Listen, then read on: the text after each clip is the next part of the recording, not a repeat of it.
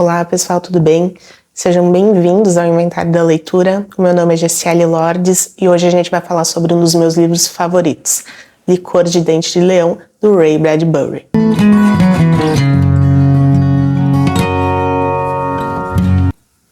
Esse livro foi lançado em 1957 e retrata o verão de 1928 em uma cidadezinha do meio-oeste americano.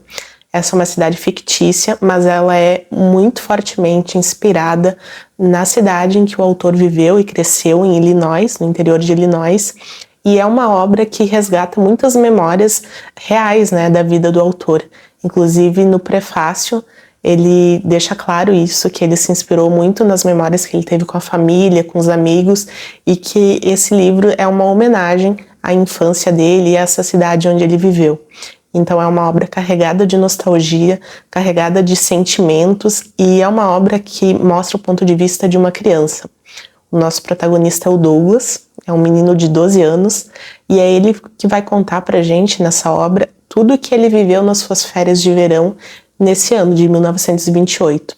Inclusive o título do livro, Licor de Dente de Leão, é uma referência a uma atividade que ele gostava muito de fazer, que era colher essas florzinhas, o dente de leão, e preparar licores com os avós.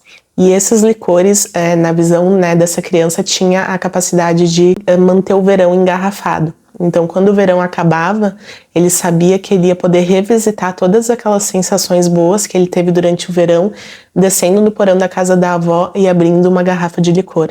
Então, esse licor era usado quando alguém estava doente, quando alguém estava meio tristinho, ia lá e tomava uma dose desse licor, que era como se ingerisse uma dose do verão e trouxesse toda a felicidade que essa estação tem. Então, esse é um livro que ele é uma prosa, mas ele tem uma escrita muito poética, e ao mesmo tempo em que ele é um romance, porque ele tem pequenas narrativas paralelas e ele é uma obra maior, também os seus capítulos funcionam quase como contos, porque cada capítulo vai dar ênfase em uma situação ou em uma pessoa dessa cidade. Então isso também é legal, porque o Douglas, esse garoto, ele vai interagindo com a sua família, mas também com os moradores ali dessa cidade. E é muito gostoso fazer essa leitura, porque retrata uma época em que não existia internet, não existia uma comunicação tão facilitada. Então o que as crianças faziam realmente era sair para brincar, ir atrás de aventura, tentar decifrar os perigos que aconteciam ali naquela cidade.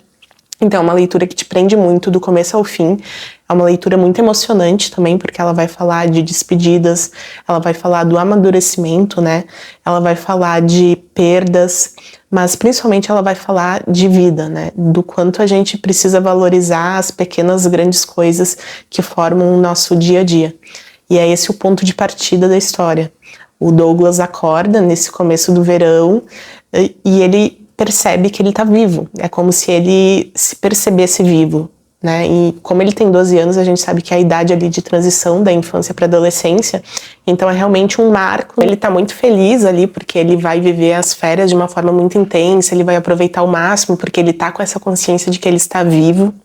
E é muito interessante porque ele começa a registrar isso numa espécie de diário, Ele vai anotando coisas sobre o que ele está vivendo, e enquanto ele é uma pessoa das palavras, o irmão dele, de 10 anos, menor, ele é um garoto dos números, então tudo ele quantifica, tudo ele conta, e juntos eles vão fazendo uma espécie de inventário ali daquelas férias, registrando tudo o que está acontecendo.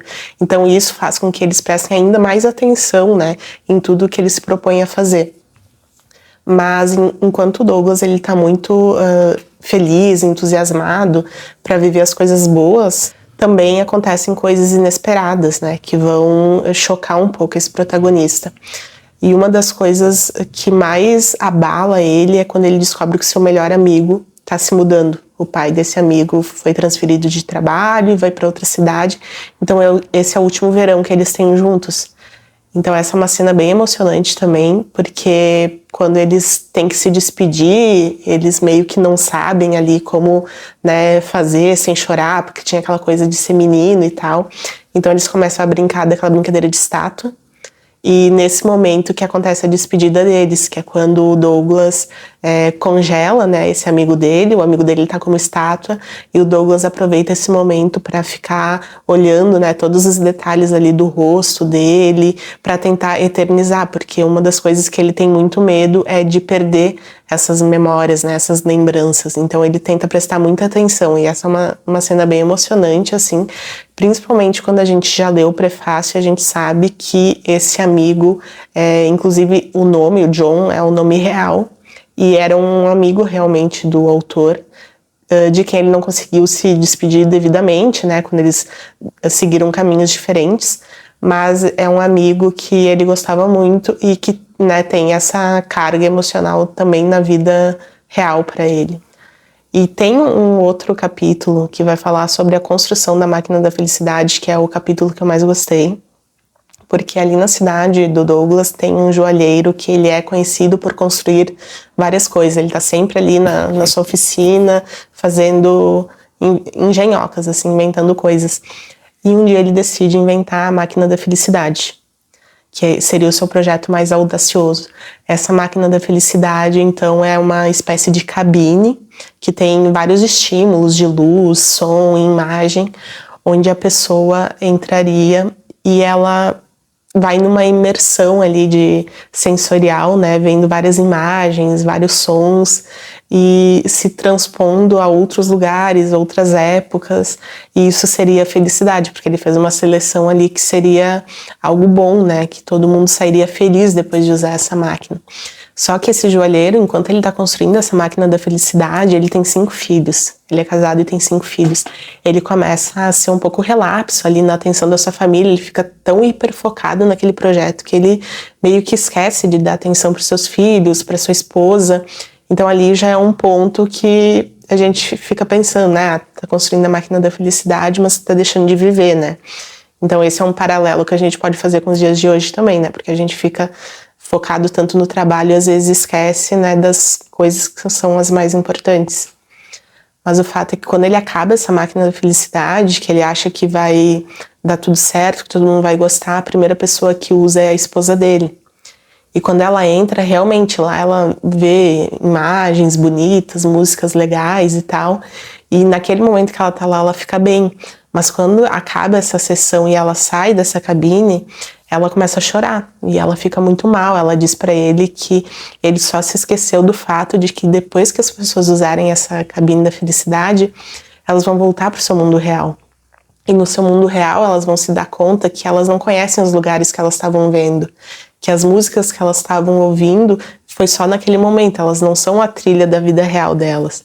Então, quando a pessoa caía em si, o choque de não ter vivido na vida real aquilo que estava mostrando naquele simulacro era muito maior do que a felicidade momentânea que ela tem ali dentro. Então esse também é um paralelo bem interessante que a gente consegue fazer com as redes sociais, por exemplo, né? A gente fica ali naqueles loops infinitos, vendo lugares que a gente não visitou ainda, que talvez nunca vamos visitar, e quando a gente desliga o celular a gente fica pensando, né, que triste é por não ter aquilo.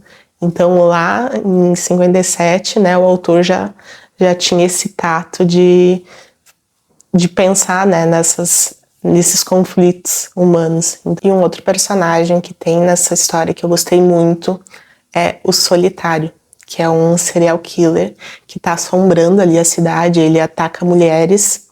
Então ele aparece a partir acho que do segundo terço da história, mais ou menos, ele começa a surgir.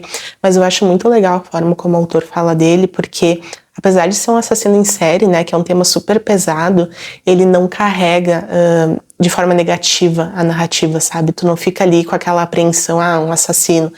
Ele aparece ali no zum entre as crianças, tem um comentário e outro dos adultos. Ele meio que paira pela narrativa, mas ele não atrapalha os momentos que são bonitos, que são belos, que são inspiradores. Pelo contrário, né, ele é um gancho que quando tu lê, tu pensa, será que vai acontecer alguma coisa? Daí tu esquece um pouco e depois ele retoma esse assunto.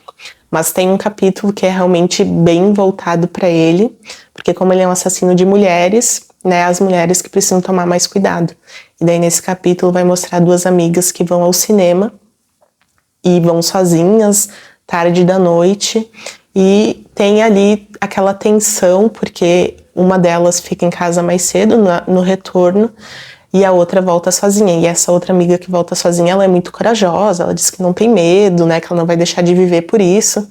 E ela volta para casa, ela atravessa um mato onde está muito escuro, tem uma escada e ela ouve alguns passos, então ele vai construindo uma tensão que é bem legal de acompanhar. E o desfecho desse capítulo me surpreendeu bastante, porque eu não estava esperando. E não vou falar o que acontece, mas é mais uma prova da versatilidade dessa obra, porque mistura muitos gêneros, ao mesmo tempo que fala de aventura, vai falar de suspense, de mistério, tem um toquezinho de terror, vai falar de ficção científica, porque tem toda essa questão com a tecnologia, e essa questão do solitário também, esse solitário, esse serial killer, existiu de verdade. O autor fala no prefácio que realmente tinha na cidade onde ele viveu, só não sei se o desfecho, né, na vida real foi o mesmo aqui da história, acredito que não, mas também é um elo verdadeiro com a vida do autor. Um outro capítulo que eu achei bem legal também é sobre a avó do Douglas, que é uma cozinheira assim de mão cheia, faz aqueles banquetes que reúnem toda a família e todo mundo fica ali se deliciando nos pratos, né? Gosta muito do que ela faz. Mas ela é uma senhorinha que cozinha pelo instinto, né? Ela vai fazendo uma coisa em cima da outra, ela usa uns óculos meio tortos, mas daquele jeito assim muito afetivo que todo mundo gosta e reconhece o sabor da comida. E nesse verão, uma tia do Douglas insiste em tentar consertar a vida da avó. Então ela diz pra avó, não, a senhora tá usando esse óculos aí todo lascado, como que a senhora consegue cozinhar direito, né? Vamos comprar um óculos novo. E daí ela leva a avó para comprar um óculos novo e ela dá pra avó um livro de culinária, porque ela acha que a avó tem que seguir métodos, tem que ser mais organizada, tem que ter uma cozinha mais limpa, né? E daí a avó tenta seguir isso que ela fala. E assim é um desastre. Tipo, ela até cozinha, a comida fica com um aspecto ok, mas quando a família vai comer, não tem... tá faltando alguma coisa. E daí já murcha assim o clima na mesa, não tem mais aquela alegria, como se perdesse o encantamento que as refeições em família tinham. E daí a avó fica muito triste, porque ela sente que ela falhou, né? Que ela perdeu a mão por não despertar alegria na família. E isso passa alguns dias dessa forma, né? Ela cozinhando com o livro, tentando fazer tudo mais organizado, mas as pessoas não estão felizes com as refeições. Então chega um dia lá que o avô diz assim, chega, vamos dar um basta nisso, e ele manda essa tia embora, despede ela, e então a avó fica livre para cozinhar como ela quer. E daí uma noite o avô recolhe ali um dinheirinho de cada um ali da casa, da família, eles compram os mantimentos e deixam a avó cozinhar como ela sempre cozinhava, fazendo as suas bagunças, sujando toda a cozinha, mas no fim o que ela entrega é um manjar maravilhoso. E esse sentimento ao redor da mesa ali me lembrou um pouco do Banquete de Babette, aquele conto, né, que também fala sobre essa alegria ao redor da mesa e tal. Então também é um capítulo bem interessante, que é bem nostálgico, principalmente para quem cresceu com os avós, e essas refeições em famílias vale muito a pena. E assim, esse não é o único livro onde o autor vai resgatar a sua infância. Tem um livro que seria anterior a esse, não em publicação, mas na cronologia da história, que se chama Algo Sinistro Vem Aí. Eu até comecei a ler ele, mas ele é um pouco infanto demais, porque os protagonistas são dois vizinhos que têm ali 10 anos, então é uma história mais infantil. Daí eu não gostei tanto, porque eu já li depois de velha, então não funcionou tanto quanto Licor de Dente de Leão. Mas, de qualquer forma, o autor tem esse fascínio, né, pela sua cidade natal, pela época da infância. Inclusive, quando saiu Licor de Dente de Leão, os críticos falaram sobre ele ver a sua cidade natal com um encantamento que não existia na realidade, porque a cidade onde ele nasceu não tinha nada de muito inspirador. E a partir disso o autor vai refletir que, na verdade, a feiura é um conceito que não existe quando a gente é criança, né? Ela é desenvolvida conforme a gente vai tomando consciência do mundo e vão sendo impostas, né, algumas coisas que vêm com a vida adulta. E é isso que ele faz aqui no Licor de Dente de Leão, né? Ele não ignora as coisas ruins ou feias da vida, mas ele sempre sobrepõe o olhar singelo da criança, e é isso que torna essa leitura tão prazerosa e tão gostosa. E é por isso que eu recomendo não apenas a leitura, mas a releitura desse livro.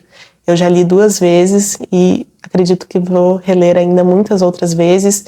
Eu já li Fahrenheit 451, que é a obra mais conhecida desse autor, junto com Crônicas Marcianas, mas para mim esse é o melhor livro, é um livro que eu gosto bastante, que eu recomendo para todo mundo. E você já leu Licor de Dente de Leão? Conta aqui nos comentários se você gostou desse livro, se tem interesse em ler. Se gostou da resenha, dá o teu like, já se inscreve no canal para acompanhar os próximos vídeos e a gente se vê nas próximas leituras. Um abraço e até mais!